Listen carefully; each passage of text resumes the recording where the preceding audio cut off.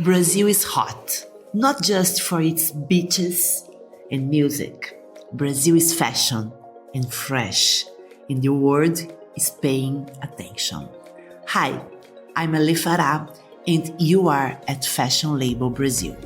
This podcast opens the doors of Brazilian fashion to the world, from effortless resortwear to funny accessories, from sexy and chic silhouettes to sustainable crafted pieces with soul. Everyone wants something made in Brazil, don't you?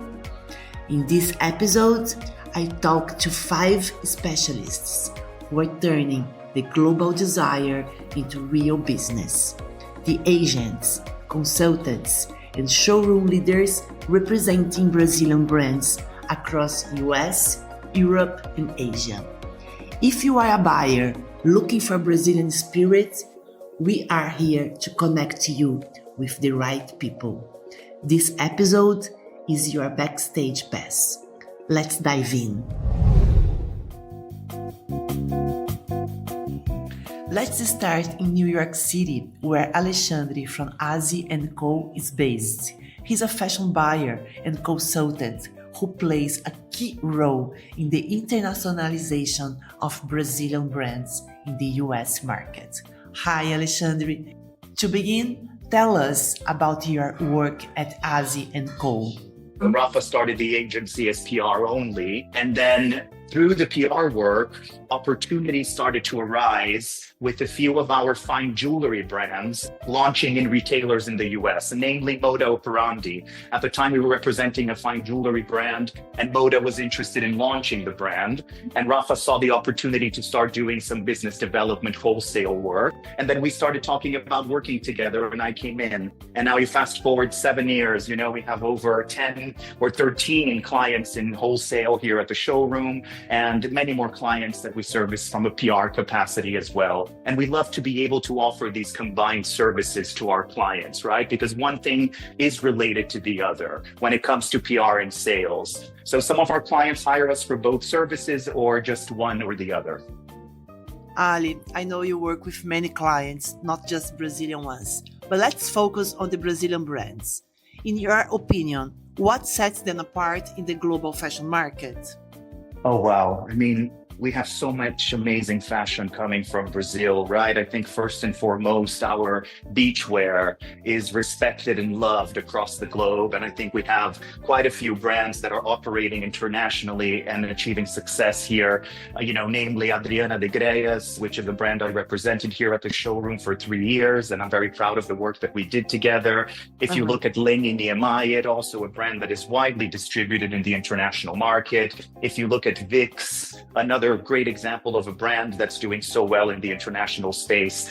Outside of the beachwear, which I think it's almost an obvious for us, I see a lot of accessories brands also doing very well in the international market. I think the international market is really thirsty for handmade, handcrafted goods. And not only that, but that are made from natural materials, right? Which we are so rich in Brazil. I represent here at the showroom YY Rio, a brand that I've loved so much for so many years, that at the helm we have, Leo Neves as the creative director, who is a pleasure to work with. We're in a really exciting growth trajectory now with YY. The clients love not only the natural materials in the bags, like the wood and the rattan and the natural raffia, but also the designs themselves, which are so fun. I think the market is really thirsty now for fun accessories, and YY is delivering that in the best way possible. And I think price point as well, whether we like it or not. Unfortunately, our currency in Brazil is quite weak now compared to the dollar. So this ends up becoming competitive for us. It puts us in a competitive advantage to be able to offer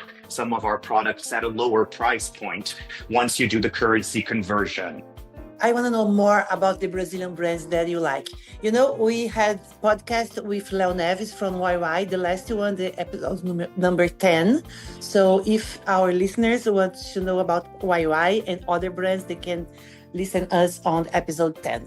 So now tell us a bit about your curatorial process and what makes a brand as worth, and tell me more about the brands that you like. No, I was also going to mention, Ale, that we represent another beautiful handbags line, which has a higher price point because it's considered a designer product, as we call it here in the industry.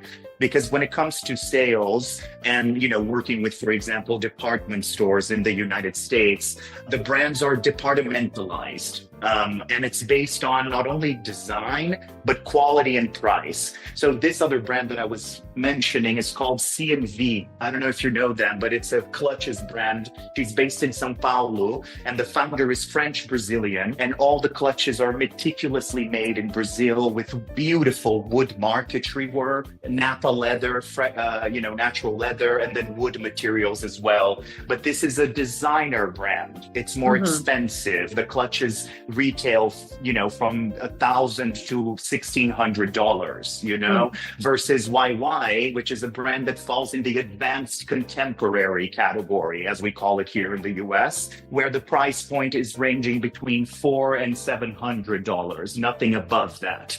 And then when it comes to our evaluation of the brands, Ale, we like to have a very critiqued and curatorial eye when it comes to brands that are seeking international expansion. I think a lot of times designers are succeeding in their local countries, but they don't really understand the amount of work and effort that it takes for you to start to internationalize and investment, Ale. And it's a challenge for us in Brazil because, again, the currency exchange point that I made earlier becomes a limiting factor. You have to have money to be able to operate internationally. And I think it's very rare a case where a brand expands really fast. I've experienced here in my years now, running the showroom. Sometimes it takes up to 2 years for you to get that retailer that you really wanted, Ale. But basically, I think the point here is that you need to be consistent. You need to have, the time, the energy, and the budget to invest. Thank you so much, Alexandre. It was a real pleasure hearing your perspective on the opportunities for Brazilian fashion brands in the international markets.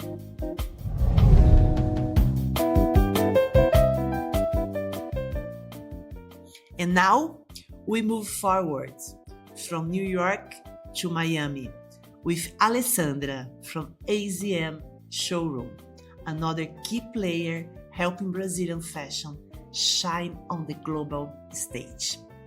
Hi Ale, welcome. Let's start with AZM. Can you tell us a bit about the showroom and the services you offer? AZM is a consulting and sales agency that helps fashion brands grow internationally in a smart, strategic way. You can think of us, Ale, as an international head of sales for the brands we represent.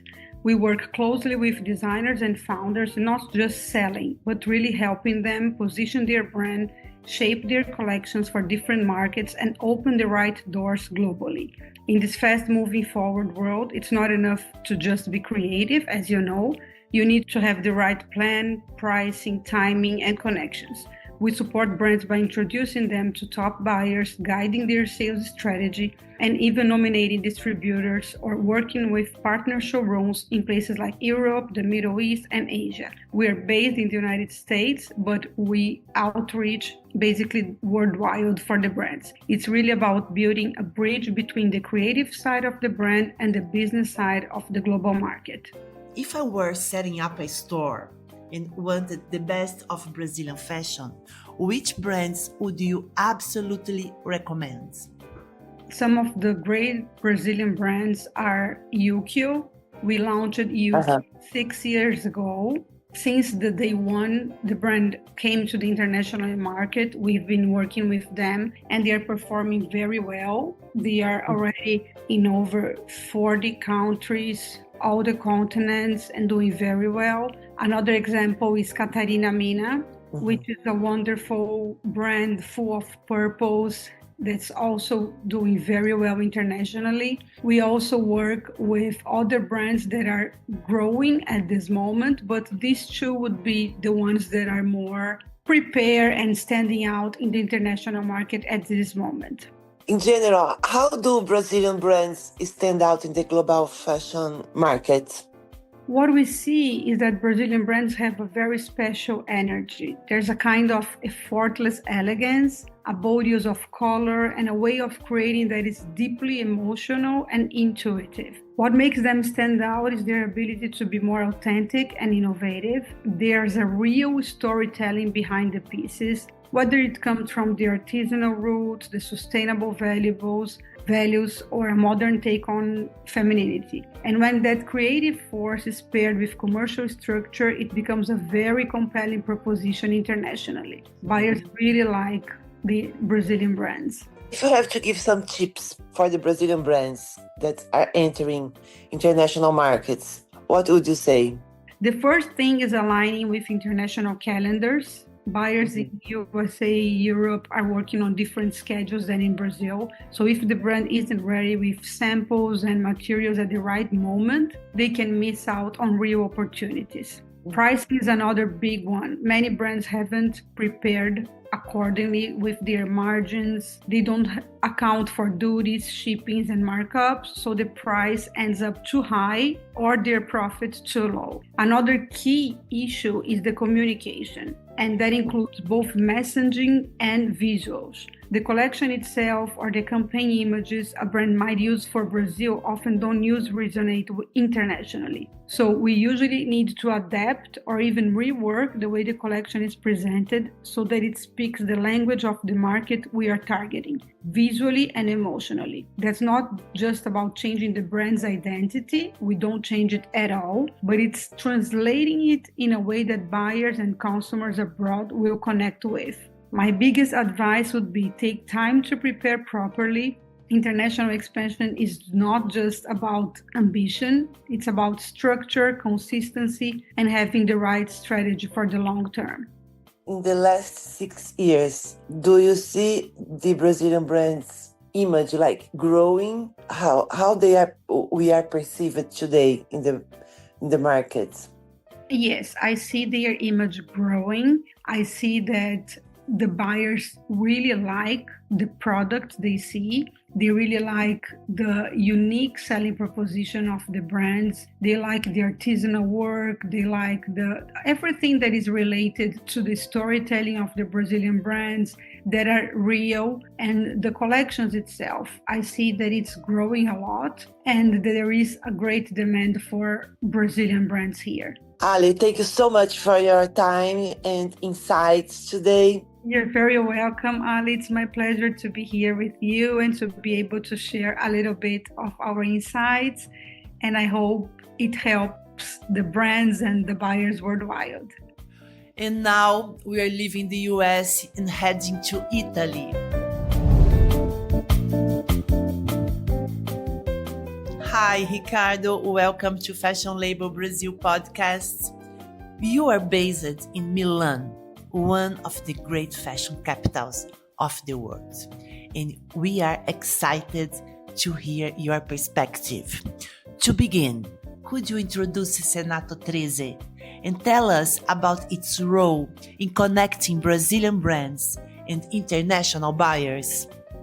The showroom was born more than 10 years ago in 2012. And it's led by Eleanor Cipriano that used to work in the past years before opening her showroom for big brands such as Dolce & Gabbana and Moncler Group. We used to work together before she opened the first showroom.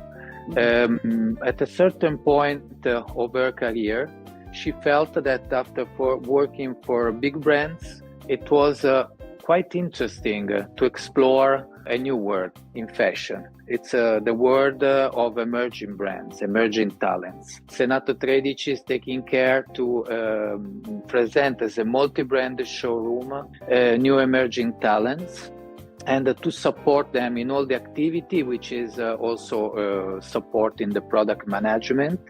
But of course, the main activity is to grow up the business, the sales, and the distribution worldwide. Actually, we work in most of the markets with the most important shops, so high-end level, but also medium-high level, which is a very interesting part of the market these days. Our activity is to lead and to bring the brands in terms of image, in terms of communication, but especially in terms of sales in front of a graft and to establish their own business turnovers. This is a part of the activity. Leonor, being Brazilian, even if she has been living in Italy for more than 30 years nowadays, she also felt very interesting to create a bridge between Brazilian fashion reality and European, Italian reality. That's another very important part of the activity. She started to dialogue with the Brazilian brands and to give them the same opportunities that she started and we started to give to the Made in Italy brands. In your opinion, which Brazilian brands are a must for international buyers right now? We have been cooperating for a few seasons with Agua de Coco, which is a leader brand, of course, from the swimwear. And it's a company that is very established on the international market, but it's not so well known in Europe yet. Thanks to the work that our showroom is doing and to their great international approach, we are growing this brand also and making the brand being well known also in Italy and in other European countries. We had then the opportunity to work with another great brand, I think, Catarina Mina, which makes really a great product. In terms of creativity, we think that Brazilians are really the number one because some of the collections that they do, like in the case of Agua de Coco, but also in case of other brands like Catarina Mina and Adriana de Gresse, we found really something amazing that European brands don't show in their collection. And what are the main challenges that brands face when entering global markets? What we believe could be a good suggestion and the support to the Brazilian brands is in terms of understanding and have a mutual support for the trade of the product. Because we operate in different hemispheres, and even if this in many activities cannot be a problem, in fashion, which is very linked to seasonality, could be sometimes a little bit more difficult. As you know, the seasons that we are approaching now, for instance, is spring, summer, while in Brazil you are getting into winter. Yeah. So this is a thing that even if can be worked and managed, sometimes creates some little difficult in terms of deliveries. So we believe it should be very important to focus very well on this issue and try to understand which could be the best delivery term for Europe. Which is sometimes is not very easy because also Made in Italy brands sometimes have some difficulties. We try to give all our best support for this and we believe that season by season everything can be at the best. Ricardo, I thank you so much for your expertise in helping Brazilian fashion and talking to us. Thank you very much.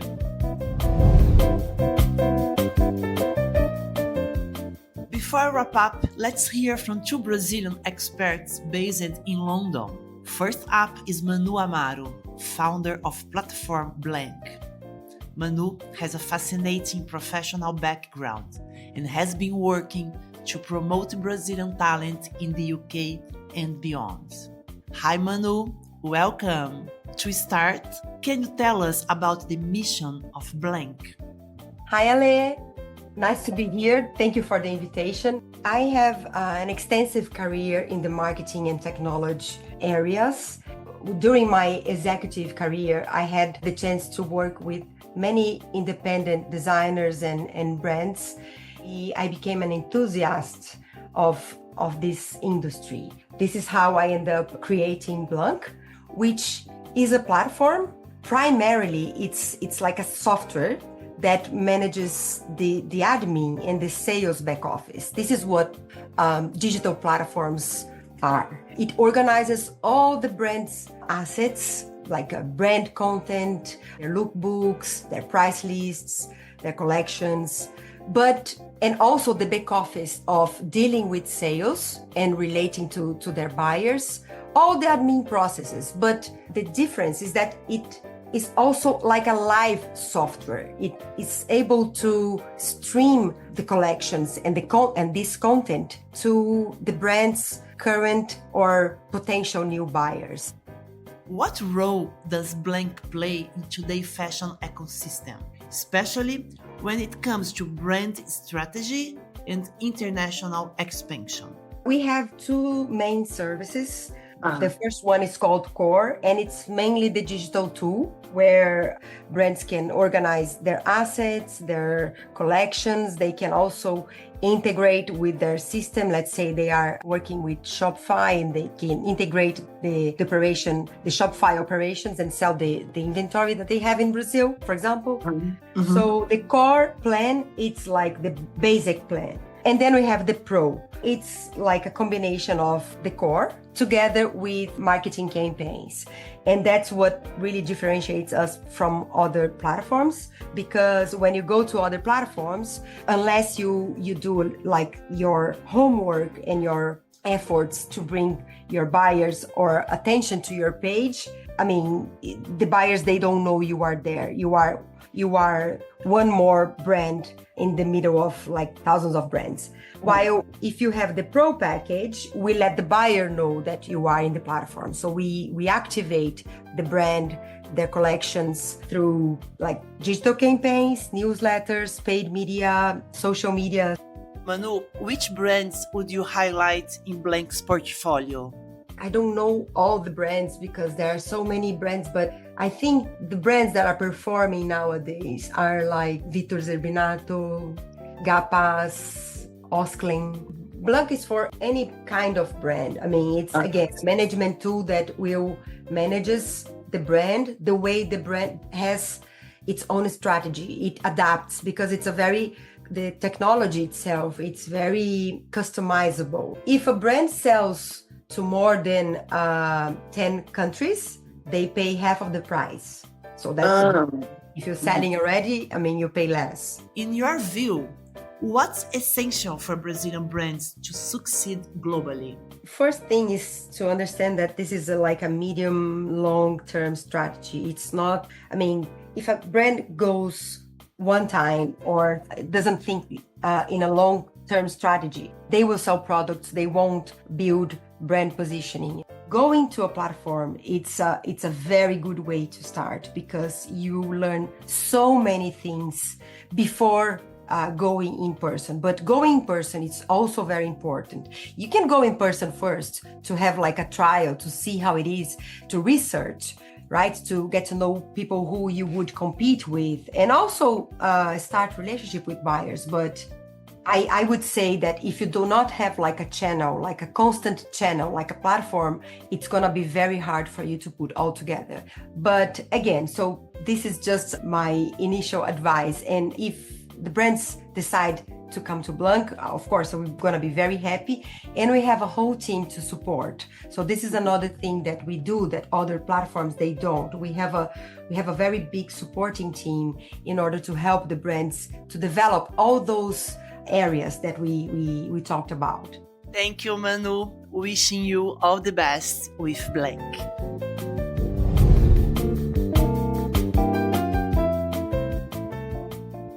And now, let's welcome our last guest, also join us from London, Alain from Intramarca Consulting. Hi, Alain. To begin, can you tell us about Intramarca and how you support Brazilian fashion brands entering the international markets? A consultancy agency, we are a small agency, and we help brands expand into international markets, but with a much more niche and cater to these brands, smaller brands needs rather than, big corporations. Because we work with smaller brands, we try to do the initial process for them to understand what they need to do internally in Brazil to be able to start selling to the international market. So this could be like from setting up logistics or partnering with a trading company because they don't have the structure internally to export themselves, to the part where we start putting the product in front of the buyers and taking the brands to trade shows, or even setting up like kind of seasonal events with showrooms to showcase the brands. Over the past 12 years working with Brazilian brands abroad, what shifts have you seen, both in the brands themselves and in how international buyers perceive them? On the buyer side, I have worked often, so it's interesting because I think I use the Brazilian approach to sale, which is like, I have all buyers on my WhatsApp, which is not something that is very common in other markets, especially in the UK. So it's not that, you know how we do business through WhatsApp in Brazil, that doesn't happen here. But I have that approach with buyers, so I have them on WhatsApp. And I have had buyers who were just kind of saying, would you do a collaboration with me where you just help me source a lot of Brazilian brands and then go through them? Because often buyers send people to search for brands in Brazil. So it's much cheaper if they can find a way of doing that here. Mm-hmm. And I have often kind of prepared a catalog of brands that I like and believe, and then just displayed it to them. And sometimes it works, sometimes it doesn't. So it depends on what they're looking, and that price point is very important. So you need to marry all of the things that the buyer is looking for, which is price point and offering and timing. Let me ask you, what are some of the main challenges the Brazilian brands still face, and what advantages do they bring to the global market? Quality was a challenge. I don't think is a challenge anymore. I think we have matured in terms of like our fabrics are very good in Brazil. The technology that we use in our fabrics is outstanding as well. We didn't have that competitive advantage, I think 12 years ago, and now we do. I also think like especially for resort wear or fabrics, especially like the technology and the lycra and everything, it's definitely something that we've kind of pioneered. I also think that 12 years ago we were very like labeled for like sexy kind of exuberant fashion. I don't think we're not labeled in that way anymore. I think Brazilian fashion is shown to be very mature. It's still audacious, but not within the realms of I'm a Brazilian brand, I'm selling you as a Brazilian brand. I don't think the buyers do that anymore. They are looking for that unique selling point, that special offer, but the selling point is not this is a Brazilian brand. It's just what they have to offer that matters rather than where they come from. And I think that's a good step for us in terms of maturity. Mm-hmm. So that we're not sold for sexy bikinis anymore. Our bikinis are sold because they are very good quality, because the fabrics are interesting, and because the fit is perfect. If I were a buyer looking to invest in Brazilian fashion, which brands would you recommend I bring into my store? We have a few, right? So for example, Pat Bow is one that have established internationally very well. I think they did very well in their style as well. Like when you see a Pat Bow dress, you know it's a Pat Bow dress, and the bags. So they managed to keep that through offering, which is like, this is my client and this is the style that my client is after. And they kept that essence in the brand. And I think that is definitely translated into the fame that they gained internationally. So it's the same with Farm Rio. Farm Rio is a established brand. They obviously started with baby steps as well. It didn't start from the one day to another, but they are definitely established now. They have amazing stores internationally, and their approach is very stable. Some of my favorite brands that I have worked with and I still work with is, I have Marina Bitu. I think they're doing a really beautiful work. Like it's a ready-to-wear brand, but I feel like their style is true. Like I've worked with them for several years now, and their collection has that specific style that is the same as I said, with Pat Bow, and it offers a unique kind of, I think her style is very bold, and I think she doesn't look for what's selling. She just cares about what she likes designing, and that is cool. I also like Aloof. I haven't actually directly worked with them yet, but I think their style is amazing. It's different. It's what you would see internationally in any runway. So I think they have a very unique style as well. I have Kura, which is a brand that does a little bit of clothing as well, but they do like a crochet with Burichi, which is a type of straw. And her work is amazing because she does shoes with that and bags. And I feel like it's very delicate and it's very beautiful. Yeah, and the story behind it is beautiful as well because it's a sustainable brand and they work with women and etc. So I think like this storytelling is amazing behind it. And I think that sells very well because it's beautiful content to look at as well. I also work with Flávia Aranha. Yeah, Flávia Aranha, I love. If I was to pick one brand that I would, like if it was the world is gonna end and you can only choose one brand to take with you, I would probably choose Flávia Aranha because I find her work beautiful. I think it's like poetry, to look at because she naturally dyes her fabrics, which I know is not something completely groundbreaking because it's been done before, but the way she does it with the natural ingredients, it has that connection with the Brazilian ingredients. But also she took natural dyeing to a different level because she does the prints as well with the dye, which is like, you don't know what's going to come out, right? The prints are just whatever the materials that she chose does to the fabric. So I think it's a very unique work and really entertaining to watch and to see how she developed her collections. Thank you, Elaine. Thank you for having me as well.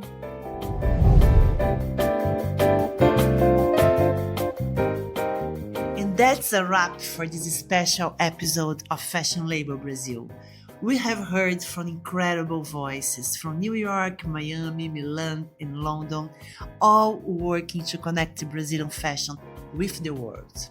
Their experiences, challenges, and insights are a powerful reminder. Brazilian fashion is bold, diverse, and ready for the global stage. To all buyers out there, if you are looking for fresh design, authentic storytelling, and brands with real cultural value, you'll find it made in Brazil. And now you also know who to contact. A big thank you to all our guests, Alexandre, Alessandra, Ricardo, Manu, and Elaine. And of course, thank you for listening. This podcast is brought to you by ABEST and ApexBrasil. I'm Ale Farah, and I'll see you in the next episode of Fashion Label Brasil.